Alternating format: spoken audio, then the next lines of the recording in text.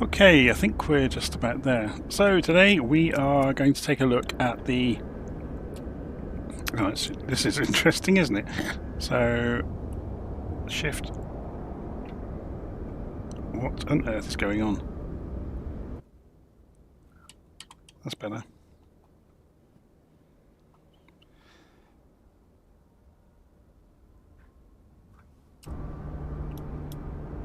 Today we're taking a look at the F-22 in Microsoft Flight Simulator 2024. So this is the release from Top Mach Studios. It actually preceded the YF-23A that they've just released, but I had never looked at it before, so I went and bought it last week, and I've just got around to having a proper look at it, and I've written up the start procedure to get the aircraft up and running. If you've never seen that, if I go and look in my Google Drive and search for F-22, you will see that comes up. And you'll see the document in here that's got lots of information about pre-flight and preparing for engine start, starting the engines, and going through and getting the airplane ready for flight. You know, where to look, what to click, and so on and so forth.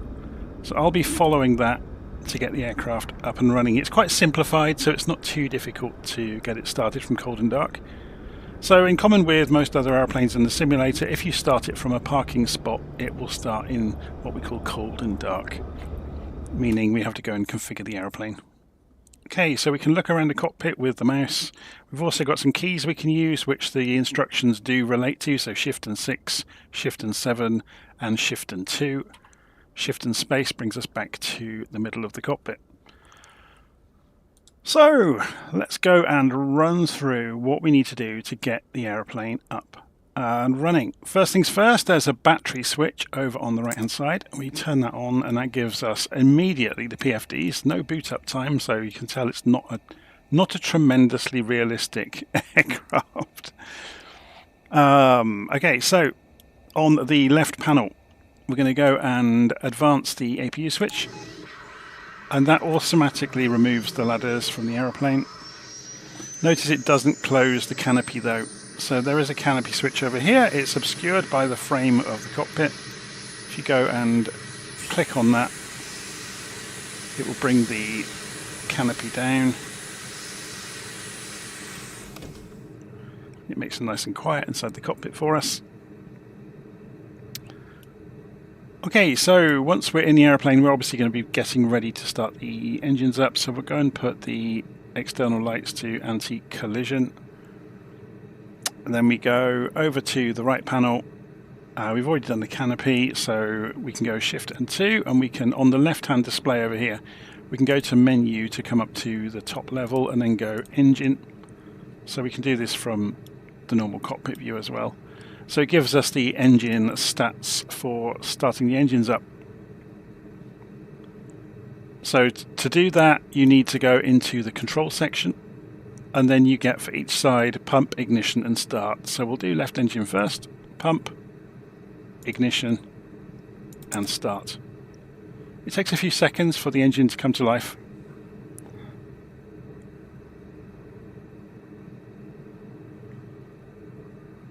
So just looking at live stream comments while we're waiting. So yeah, we've got someone already saying that the aircraft is fun to fly. I will be throwing it around the sky a little bit to show you that. We have loaded it up completely with fuel, so it's going to be interesting. So you can see the fuel flow coming up, and the turbine temperature, or inter-turbine temperature, is coming up. I don't think it's tremendously realistic. We can do both engines at the same time. It's not going to affect any systems by doing that.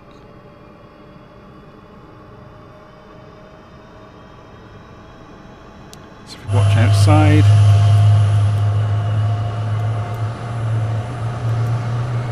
you can see that happening. You can see the nozzles vectoring in as the systems come up to speed.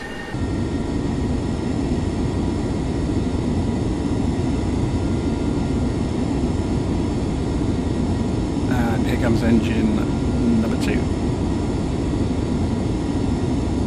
So we just wait for the engine to come up.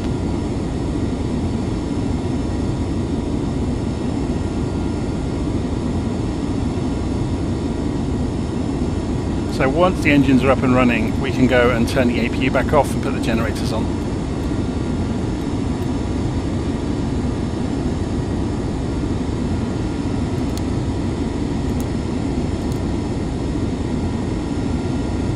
Okay, so there is a fly-by-wire system which is not tremendously well labelled. We want to switch this switch in the bottom left corner of the FLCS system to aft, or auto. And then we're back into the middle of the cockpit really, just to get things ready to go. So we're going to press comma, which will calibrate the altimeter accurately for us, and then we can set these screens as we wish. So if we press menu, we could maybe pull up the HSI on this one. Press menu, you could pull up fuel, which we already had. And down here, if you wanted to see this one, press menu, and then you can go status or menu and SIN. Not sure what SIN really stands for, but it's quite useful to see the status of things around the aeroplane. Okay, so to taxi out, we're going to go and move the taxi light down to taxi. So we're going to have a look outside and see if that's lit up in any way. So yeah, you get lighting on the nose wheel. So off the parking brake. Don't think we've got much in the way of wind today. No, 3 knots. So if we go out to the right,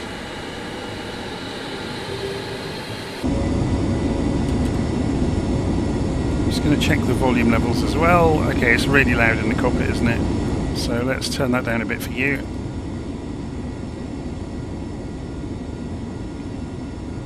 So this is the freebie China Lake scenery that you can download from FlightSim.2. It's not too bad. There's various bits and pieces that don't work very well, but on the whole, it's better than nothing.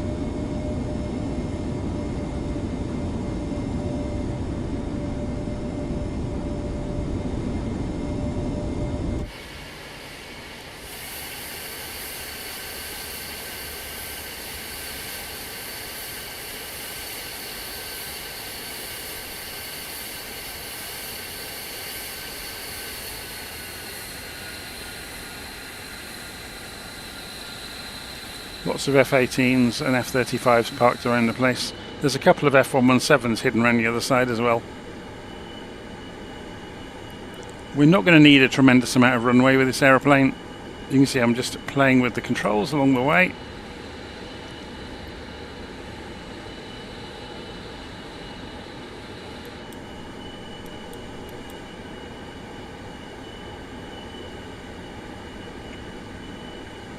I think we're the only people here. Just have a quick look.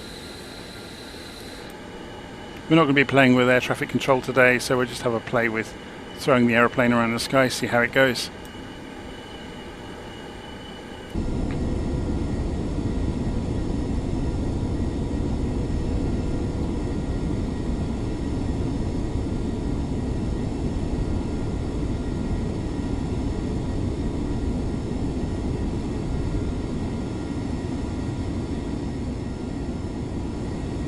Obviously in the real world you'd be holding short and waiting for clearance, but we've got no other traffic around and no ATC services.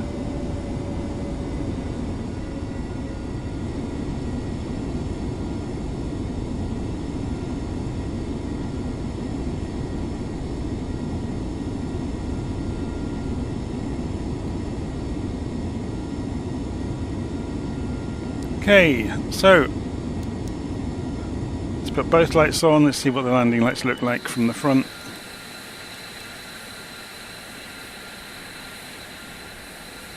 It does look the part, doesn't it?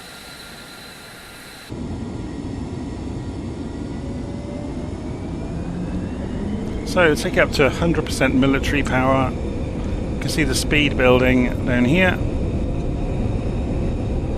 Altitude this side, heading at the top. So we'll rotate at about 150, because remember we're full of fuel.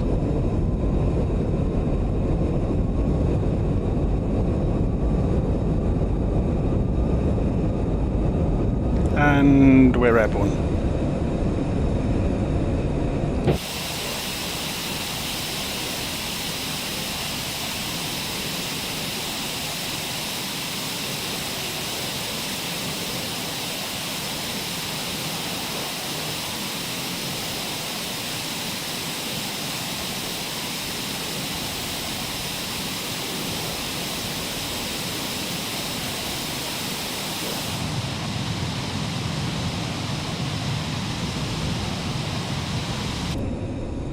So we've accelerated out to 350 knots without even trying.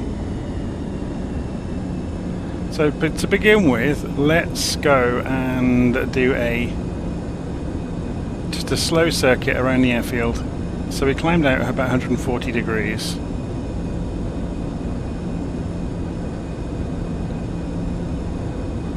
So we want to go about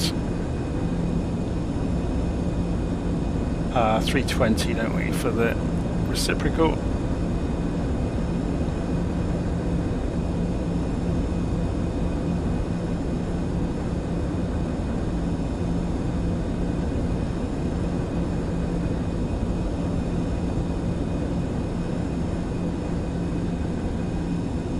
Or 330, something like that. I didn't take note of the runway direction on taking off. We can go and check that on the chart in a moment. So you can see there's a velocity vector, so we're just going downhill a little bit at the moment. So we're just going to keep a nice steady circuit to begin with. Yeah, so it was 140, 320. I'm slightly off on my circuit. Let's bring it round to 320.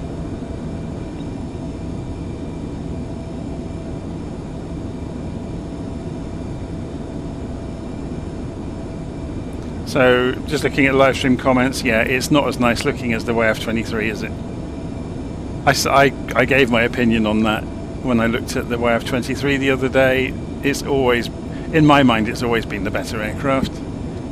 And if you watch documentaries about it, it was pretty much a political... It wasn't a straightforward decision as to which aircraft won. They both fulfilled the brief. So the things they were being judged on, they both accomplished. I think it came down to, if you read and listen to the various stories, it was sharing work out around the contractors, you know, for the armed forces. Because Northrop were already building the B-2.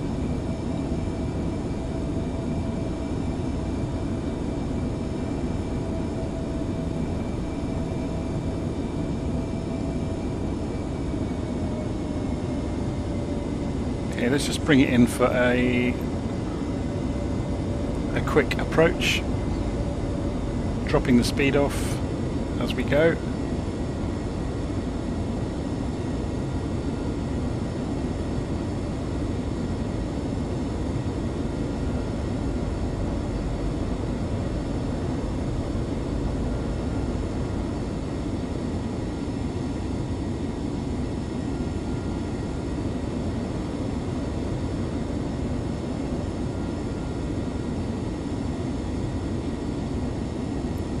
Okay, let's try the spoilers out. So you get the symbology for that on the head-up display.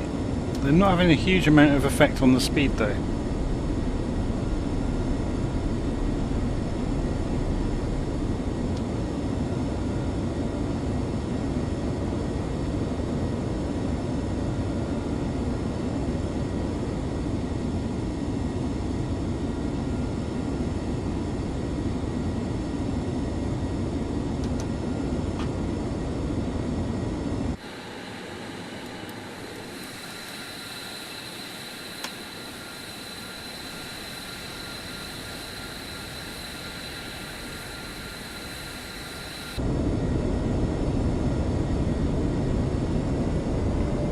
So let's give it more power and watch the velocity vector come up. We'll keep the nose attitude fairly high.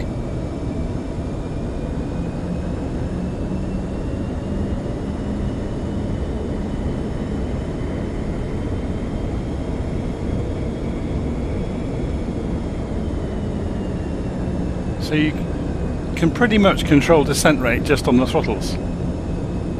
Just hold the attitude.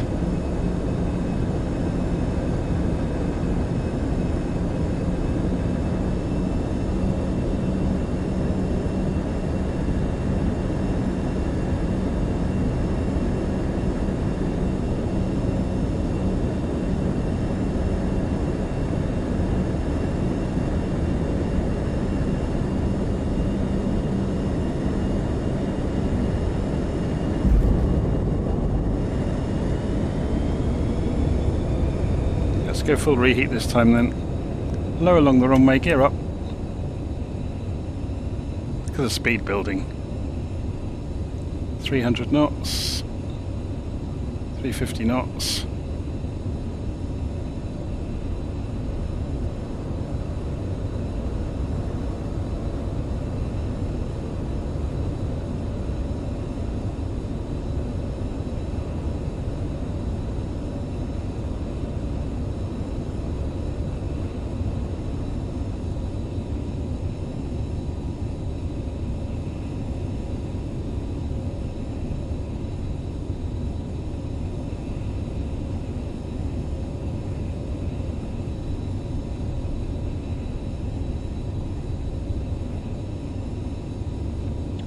$25,000 feet, 28,000 feet, 30,000 feet, running out of speed slowly.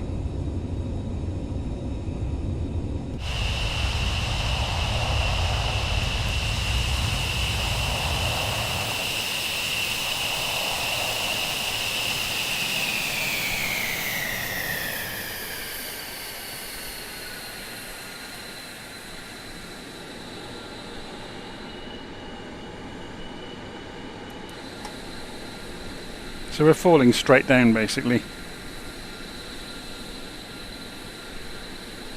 You will notice our vertical speed is, our horizontal speed is 1 knot. Our vertical speed is not 1 knot. So let's dump the nose and let the aeroplane pick up some speed.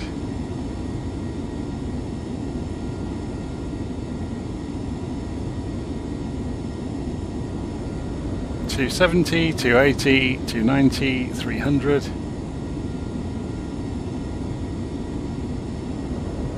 Coming down to 16,000 feet. Altitude, altitude.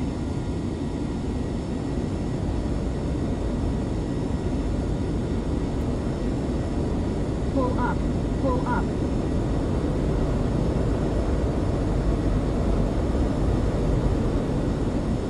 Altitude, altitude. I was worried about blacking out then. I think we got away with it.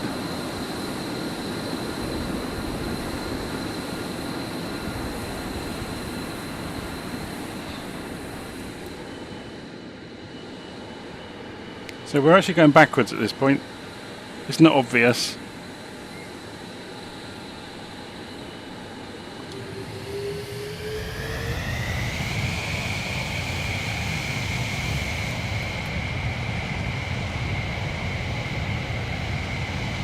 It's a shame it doesn't have any smoke effects, so you can see the effect of it going backwards.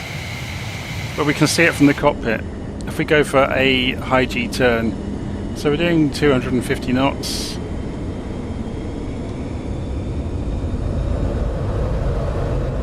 There we go. Look at us sinking. Pull up, pull up. Altitude, altitude. It's quite frightening.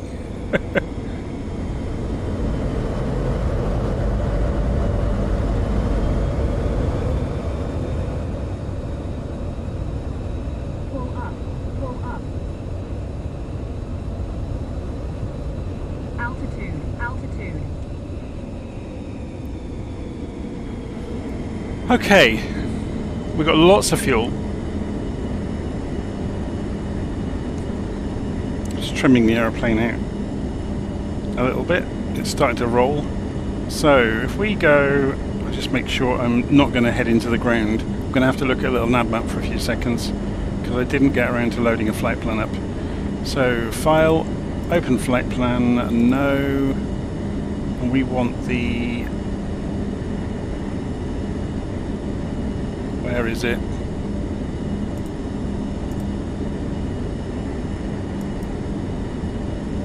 No, that's the Jedi transition. That's not the one I want.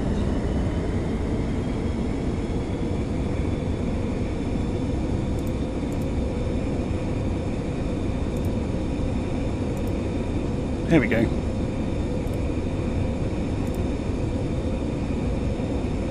So slightly different flight plan. We're going to head west then over to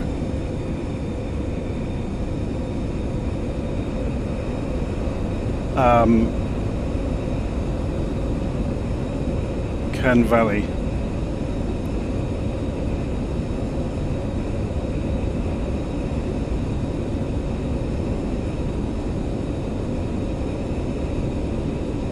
Let's get a bit of altitude. We're only at 5,000 feet at the moment. Look, let's go up to 10 at least.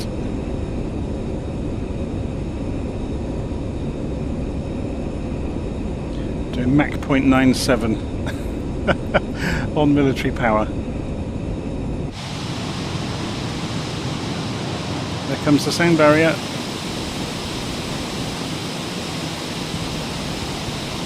If we push on through it, it goes silent for us. Going faster than sound now.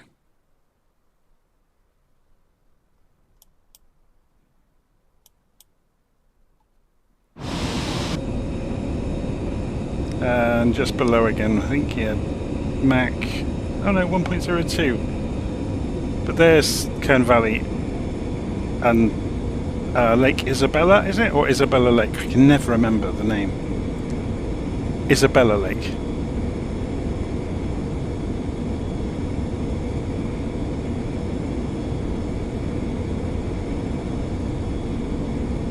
So yeah, just looking at the live stream comments there, all the, you know, the avionics is completely made up. Nobody has a clue of how it really works. The interesting thing is the YF-23A is accurate because the prototype, you know, the workings of its systems and the buttons and everything are mostly known, but obviously what appeared inside the screens is not known. So in terms of the switch hardware, the YF-23 is probably much more accurate.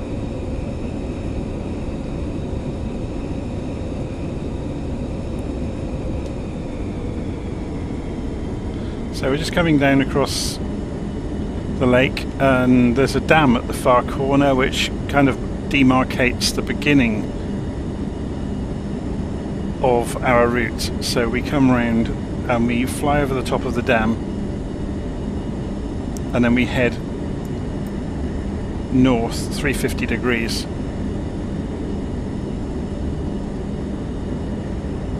So there's the dam.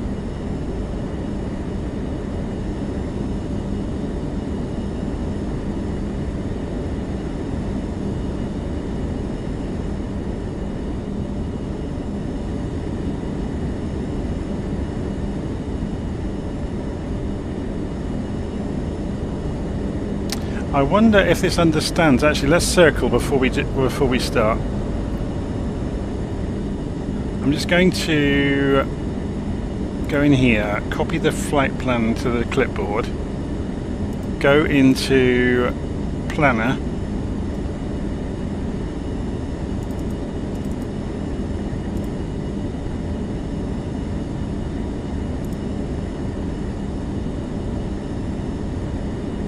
no, we didn't take off from KEDW, did we? We took off from KNID.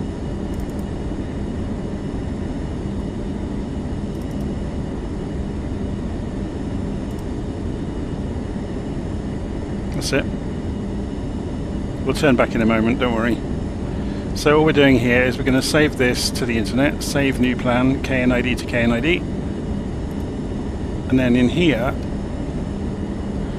we can go into the planner and we can open from the web. Let's turn while we're doing it. KNID to KNID, and that's loaded it in here. There's our aeroplane, and we want to send this to the avionics. Has it done anything? No, it hasn't. Oh, that's a shame.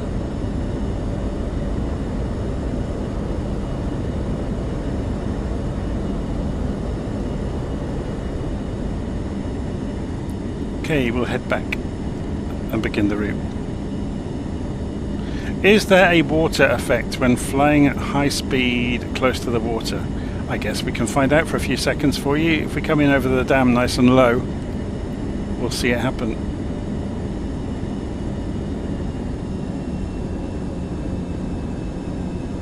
So I'll come into the valley down here and we'll cross the dam very low. Pull up. Pull up. Maybe head towards Kernville, which we'll get in trouble for because there's a noise abatement order there.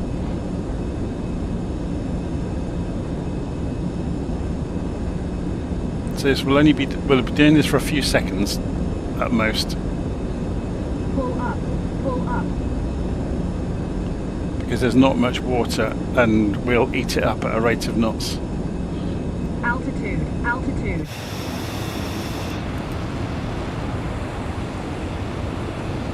And it's so calm we can't see the surface really.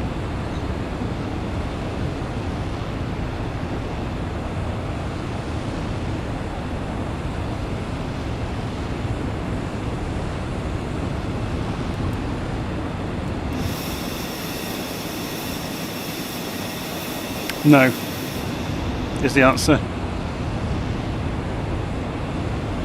Right, let's get away from Kernville. Well, there's the Kern Valley Airport there, look.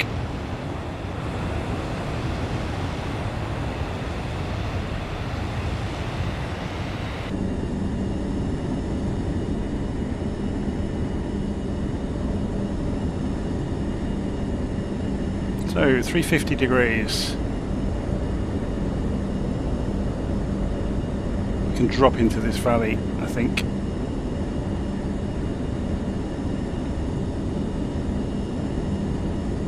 Pull up. Pull up.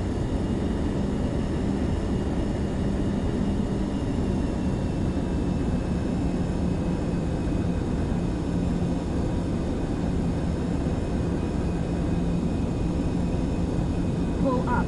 Pull up.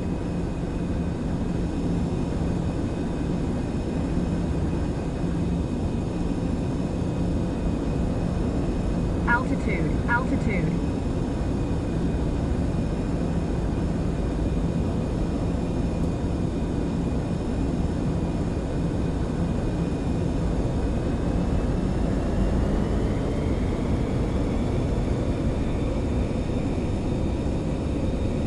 Altitude. Altitude.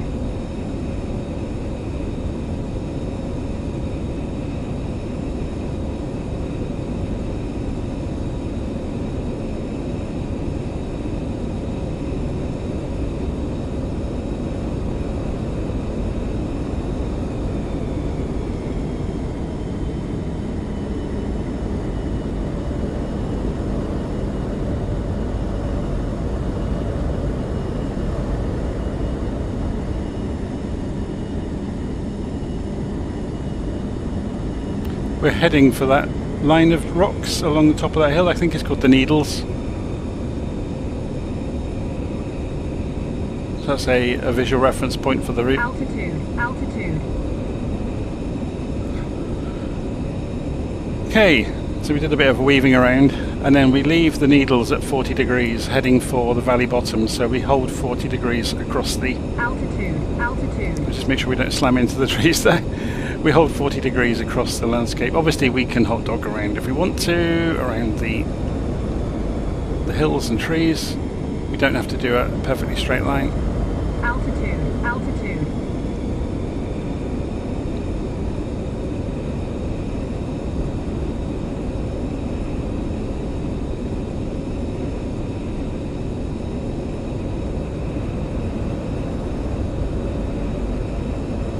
And the same is true of this run, as long as we hold a 40 degrees reference across the map. Pull up.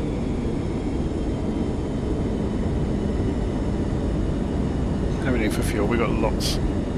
Altitude. Altitude. Altitude. Altitude. Altitude. Altitude. Altitude. Altitude.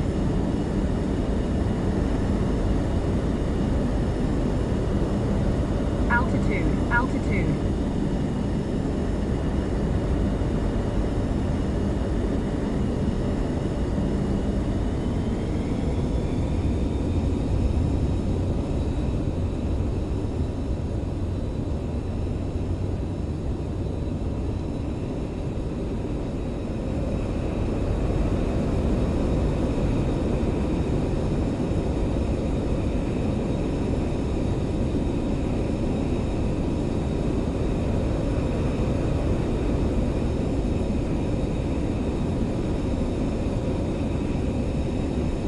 Whoa. A piece of tree rendered in right in front of us. That was quite amusing.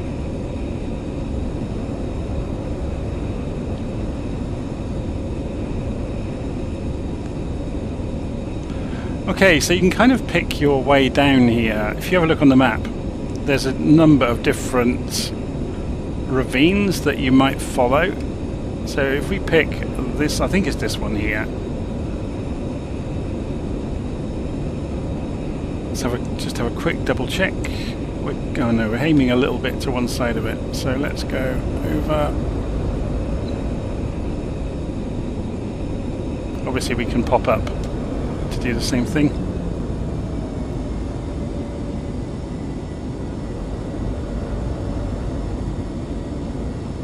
Pull up, pull up, pull up, pull up.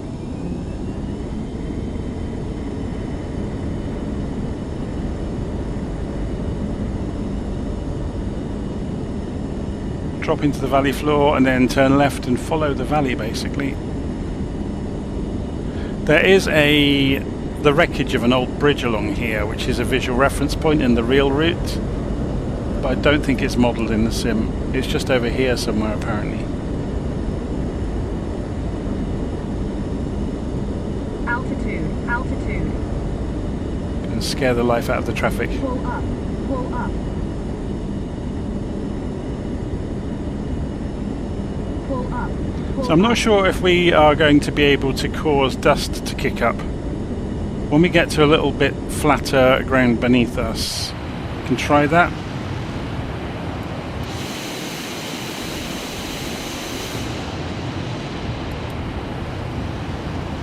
Don't particularly want to hit any pylons either.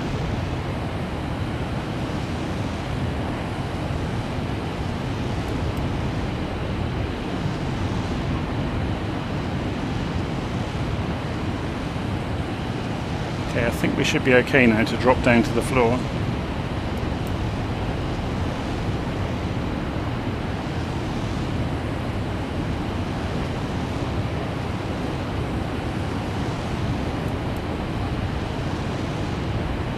He says as another line of pylons appears.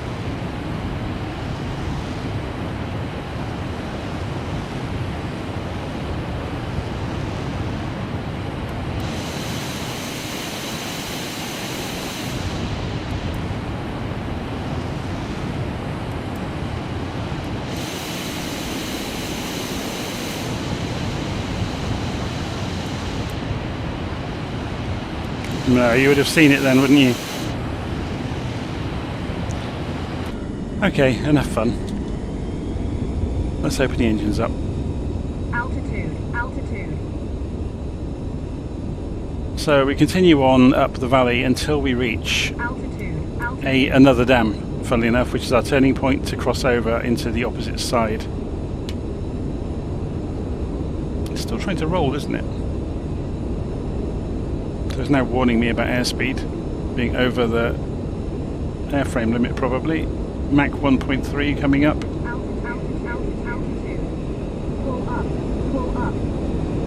Pull up, pull up.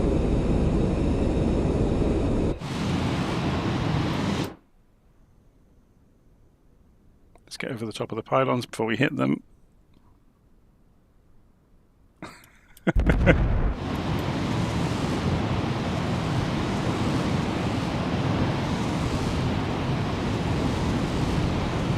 So you can see the lake with the reservoir on the corner of it just coming up.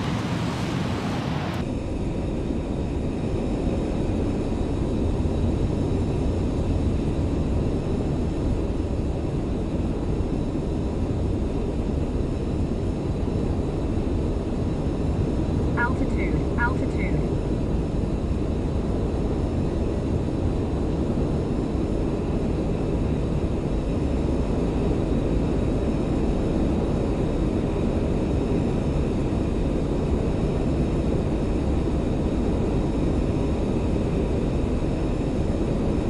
So when we leave here we need a 60-degree departure angle over the hills.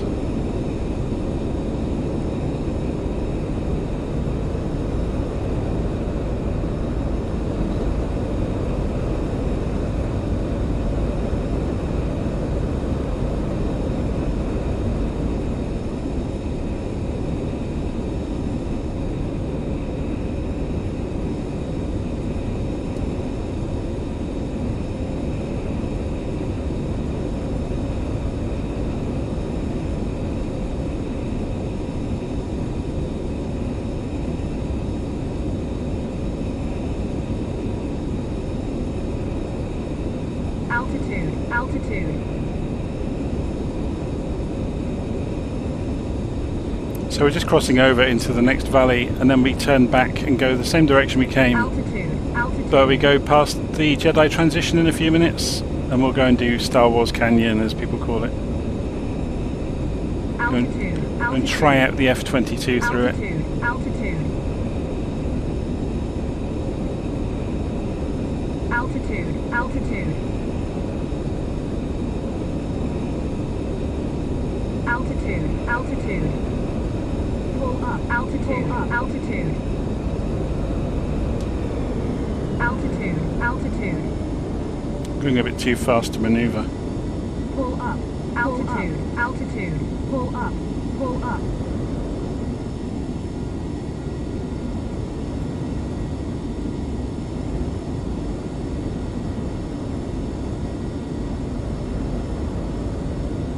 Altitude, altitude.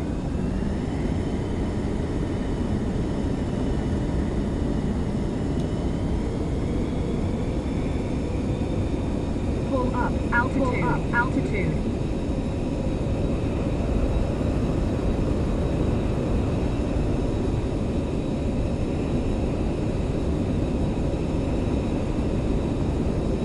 Pull up, pull up.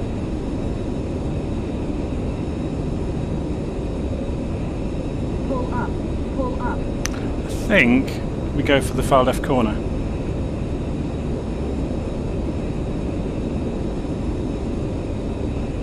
Yeah. Altitude, altitude.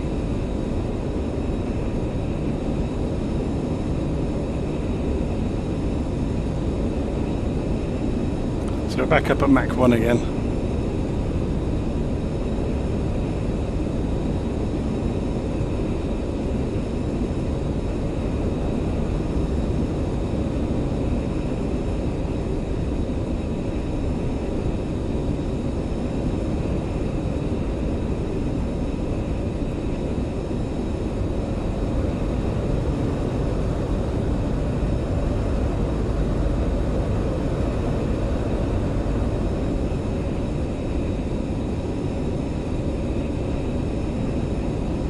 Altitude, altitude.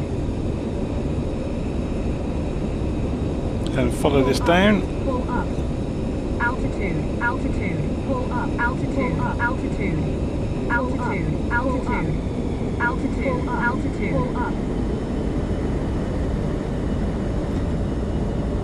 The drain patterns in the mud down here always fascinate me.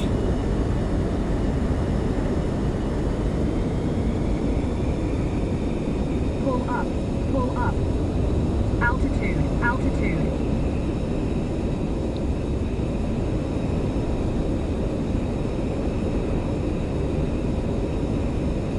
Pull up, pull up. Altitude, altitude. Pull up. Altitude, altitude. I read an interesting article about the F-22 a while ago, Altitude. about some of the red flag exercises they took part in with dogfighting, Altitude. and Altitude. it, depending on how the fight goes, it's not, what's the word? It's not as fearsome as you might think. If it goes and tries its thrust vectoring trick and misses its first shot, against a skilled pilot in something else, it's dead.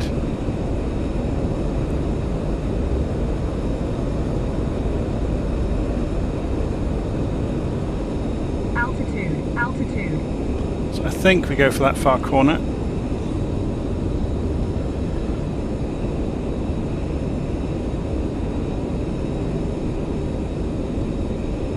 Yeah. So straight across the top, and then we should see a rock, which is opposite Panamint Springs, which is the Jedi transition. Did it again, not looking where I'm going. So yeah, the reason it can get into trouble against some of the previous generation aircraft, for example, the Eurofighter is a good example. The Eurofighter was designed for turn rate at high speed, consistent turn rate at high speed. And if it gets into that sort of fight with an F-22, it will beat it. So the F-22 has to be careful not to get into that sort of fight. with that sort of plane. And there's obviously lots of other parallels with other aircraft. So different aeroplanes are good at different things. And if they try and fight in the same way, or the way that suits another aeroplane, in the hands of a skilled pilot, they'll lose. But obviously, these days, the big argument that come out is about sensor suites and integration and all the rest of it, which is absolutely correct, of course. That, you know, dogfights, they're so rare anyway. There's been, like, you know, a handful in the last however many years. Altitude, pull up. They're over before they begin usually, because they're missile fights, not dogfights or not gunfights. And the modern missiles can be fired over the shoulder. So, you know, as long as you've got eyes on, if you can look behind you, or even with something like an F-35, you can look through the floor, can't you? Because they've got synthetic imaging in the headset.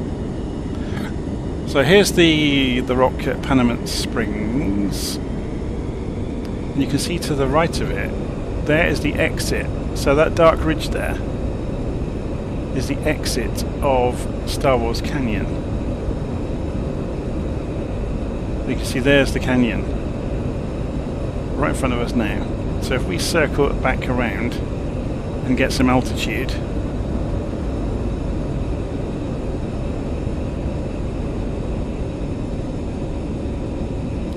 there's the way in there, and you just follow down. So we're going supersonic in the climb again.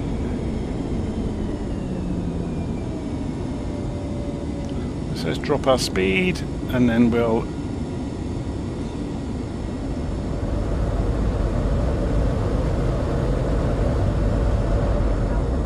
try not to black the pilot out on the way in.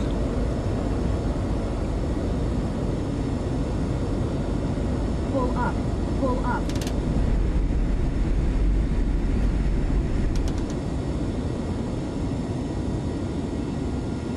Pull up, pull up.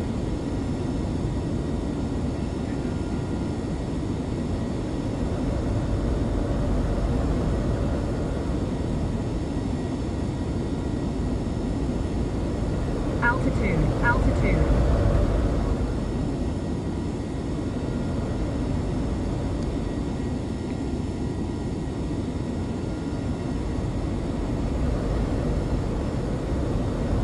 Pull up, altitude, pull altitude. Pull up, pull up. Altitude, altitude.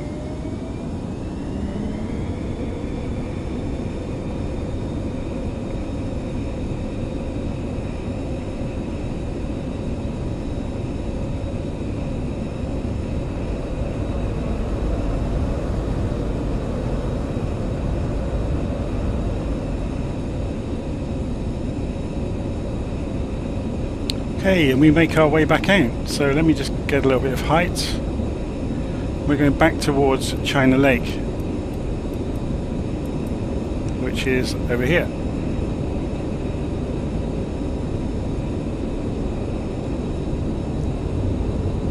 So let's open it up. We've got lots of fuel left. Well, I say lots, not as much as you would think. We've burnt quite a lot.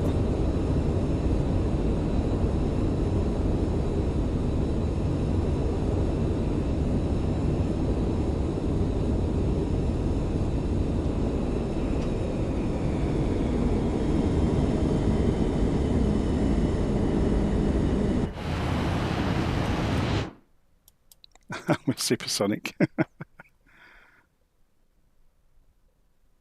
Strangely serene, isn't it? We've just gone subsonic. Look, there's the shock waves.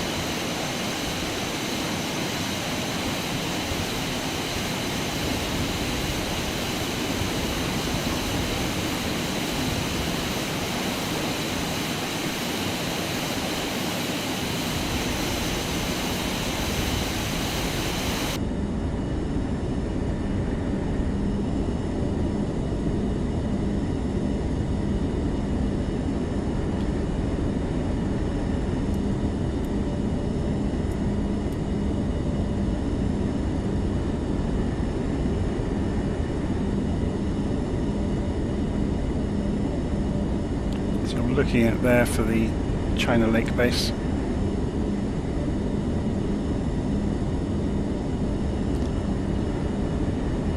So we'll do some, I think we've got enough fuel to do a couple of high G turns, so that, we're getting low, aren't we? Yeah, we've got to get all the way back to China Lake yet, it's over there. So we'll fly over the lake and then turn right.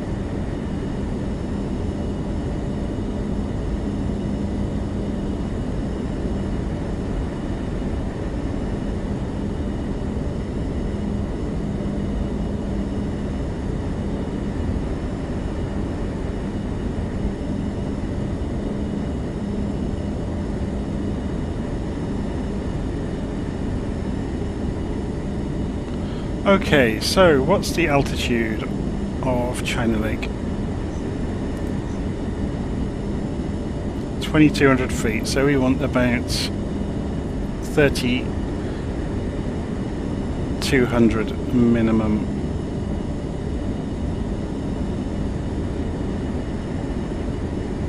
And which way was the wind? Is it still the same as earlier? Oh, it's got up a little bit, it's 7 knots now.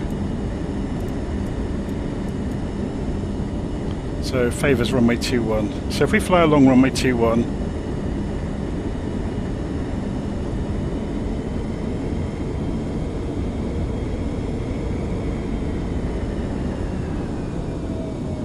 start losing some speed.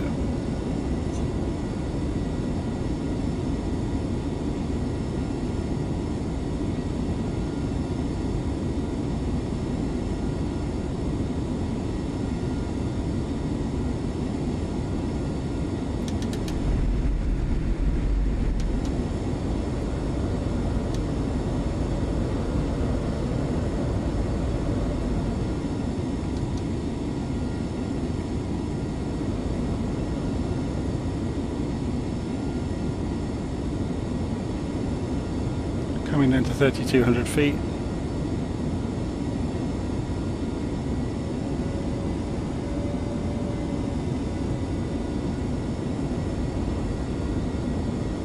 Yeah, it's lighting up down here now, look, with the low fuel.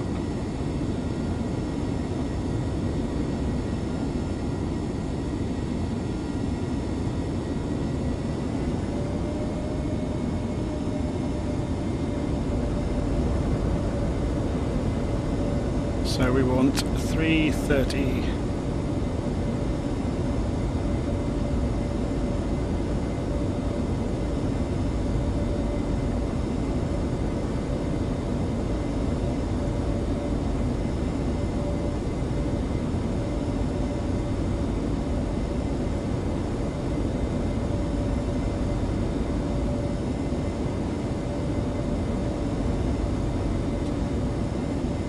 Now what are we talking about? It's 210, wasn't it? So that's 30 degrees. So we've just overshot it. Should be paying attention.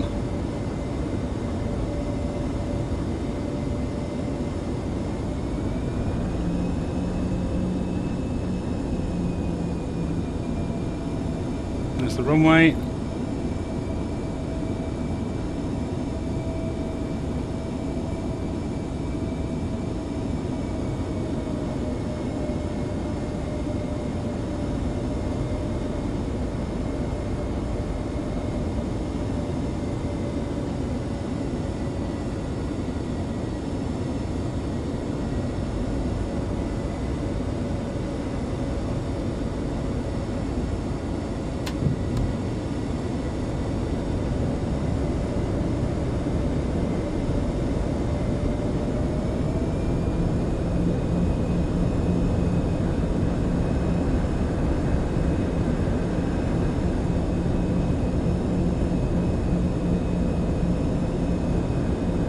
Came out of the turn a little bit low.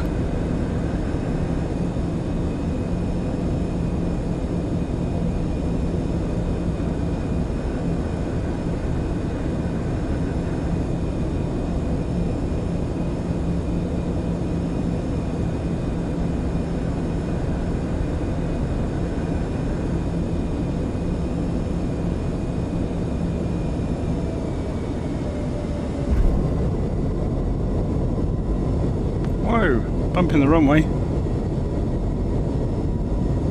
wonder if you can do aero braking in this. I don't know how high alpha you can get away with though.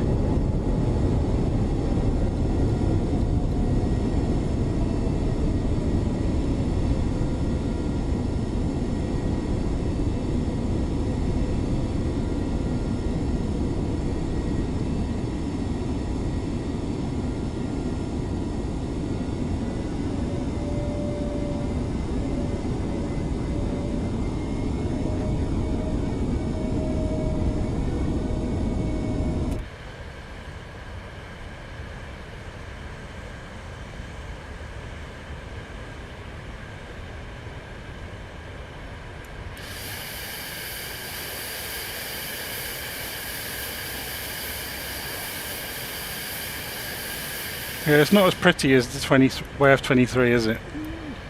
I don't know what it is about it. Just more. It's more functional, I suppose.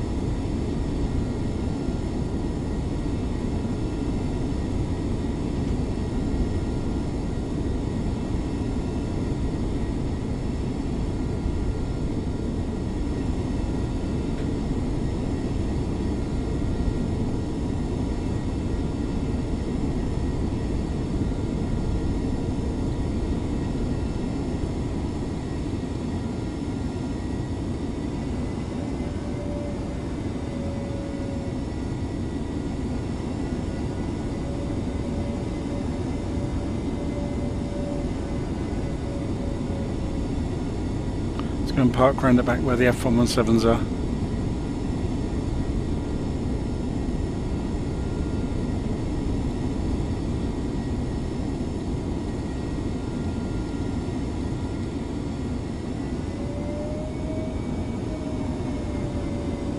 I think our wing might clip the hangar if I stay on the line.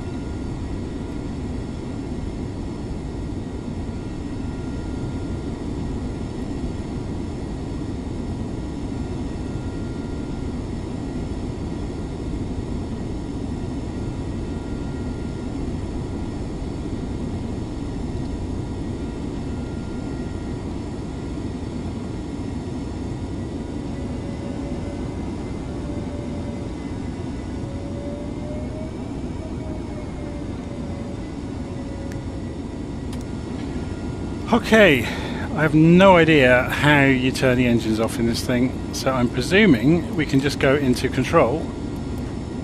So menu, engine, control, and turn the fuel pumps and the ignition off. And then you can go under here and open it up. So there we go, that was the Top Mach Studios F-22 in Flight Simulator 2024, operating out of China Lake and doing a quick lap of the Sidewinder Low Level route in the hills northwest of China Lake. Hopefully you enjoyed that. It's a nice aeroplane, isn't it? It's very simplified, so it's good fun, and you can throw it around the sky. So it's a bit of a feat of modelling it in Flight Simulator to allow you to do that. So as I mentioned earlier, there's a link in the notes of the video for the startup procedure from Cold and Dark if you wish to get a copy. I'll see you again soon. Take care.